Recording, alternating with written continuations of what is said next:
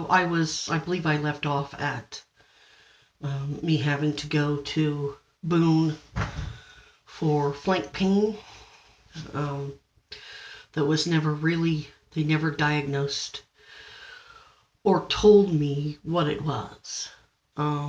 Beth didn't either. Beth said that, drugs can cause this type of pain, like it was some sort of pancreatitis or something like that. She ran a whole bunch of blood work of her own, and she said, this isn't, your amylase is good, your tryptase is good. I believe that's what it's called, tryptase. She said, all these things are good. I said, Beth, I don't drink. I don't do drugs. I only take the medication when I'm absolutely rattled with pain. Which, of course, at that point, the pain had gotten significantly worse because of whatever that rupture was from a few weeks earlier, December 1st. And then I saw Beth on December 8th or December 9th. This emergency room visit for the flank pain for the kidney, the left kidney,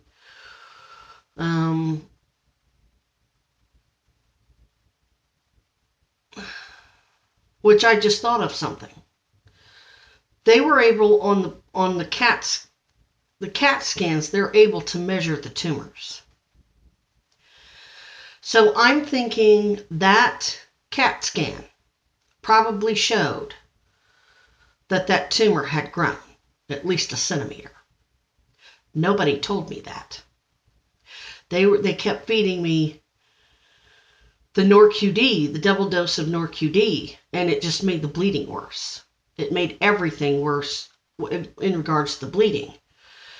When I finally stopped it, I don't recall when that was. I believe it was sometime in January. I said, Beth, this NorQD it's made, ever since I started it made the bleeding much, much worse. They didn't tell me that tumor had grown from that CAT scan in January. And I have a radiology report that shows that they can see by the CAT scan that it's grown. The last CAT scan that I had, stomach problems. It's the liver and the kidneys. If I drink, I have a little bit of tea. I drink a little bit of tea, and it tears me up. Water, anything, doesn't matter what it is.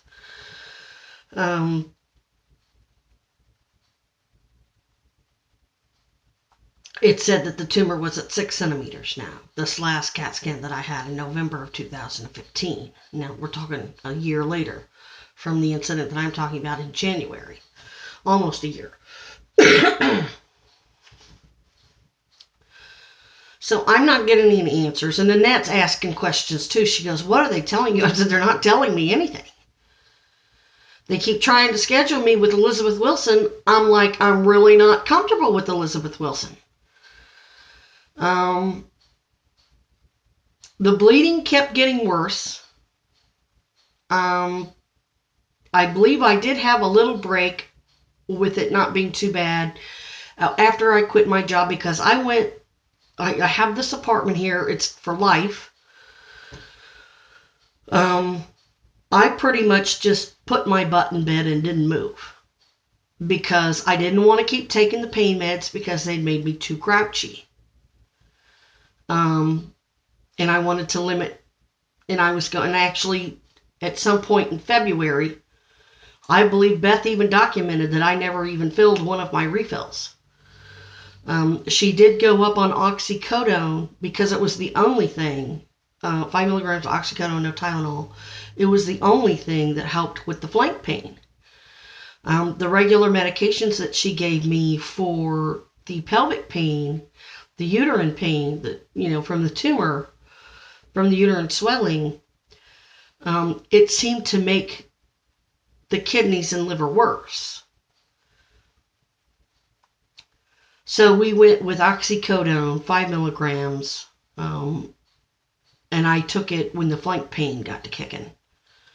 And I would take a half a pill, maybe a whole pill. They gave me 30 of those, and they said it has to last a month. And when they first prescribed it like that, that scared me because they weren't giving me a diagnosis. I'm like, what do you mean What are you trying to tell me? That you're only because when it first happened, it was so painful and so terrifying that unless you got stabbed in the back or stabbed in the kidney with an ice pick, you wouldn't understand how bad the pain was. And like I said, I was dripping in sweat just from doing nothing. I was literally curled up in a position like this in the bed to get all the pressure off. And Beth said, that sounds like a kidney stone, but there was no kidney stone. So I said, well, I know how to get rid of you. I said, no, it's not going to be that easy, Toots. I didn't call her Toots, but by that time we had kind of flirted a little bit, and for me, it was just playing. I was very comfortable with her, and I trusted her because she really acted like she was going to help get me out of this deep, dark hole of ungodly pain that you just can't imagine. And I needed to trust somebody because I couldn't trust anyone else around me. Nanette, I knew she was up to something.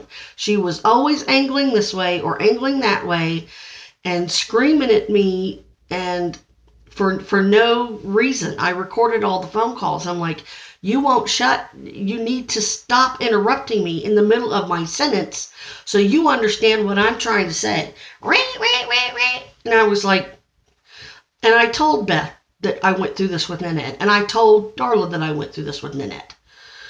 Here she's supposed to be the most accommodating, disabled person's best friend, ADA specialist, sensitivity trainer, and wouldn't even remotely try to accommodate me. She was always trying to manipulate me into doing what she wanted me to do, which was play with this fraud scam that they had going on between these three clinics, Burrell, South Providence, and Family Health Center, which is all University of Missouri affiliates, all affiliated with the Medicaid director, Dr. Joseph Parks, and the governor. And I was like, damn, this bitch is bold. So I didn't call her out on it. I wanted to see where this was going. So, anyway, in February, I finally agreed to see Dr. Elizabeth Wilson on March 6th. Because I was having more and more of the ruptures, and it just got to the point where I didn't want to do anything to tick off that tumor and get myself bleeding again. On the visit where I was seen after the flank pain in the emergency room, Beth said, I told Beth that I had these issues for a while, but it wasn't this bad.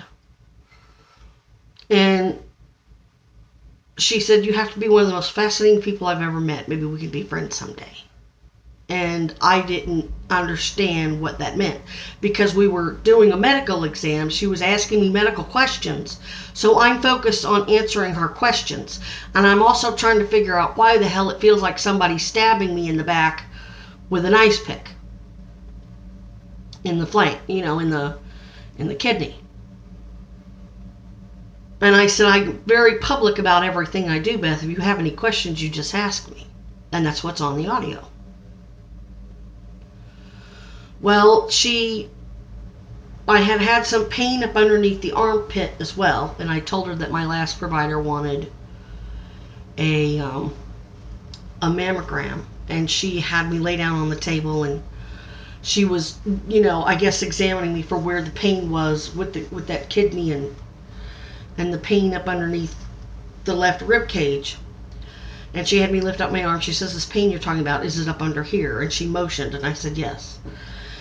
And she said, these assholes, they won't give us an ultrasound. They won't give us a biopsy. They won't give us a hysterectomy. And she was talking about these doctors. She's just a nurse practitioner. Like, well, that's a pretty big message there. But I didn't dwell on it. When I tried to ask her, she held up her finger like, don't talk about it. And I'm like, okay, she knows she's being recorded. Apparently she doesn't want to go on record about stuff or talk about it. I didn't realize that was her way of saying, we'll hook up someday, but we can never talk about it. I didn't realize that's what that meant.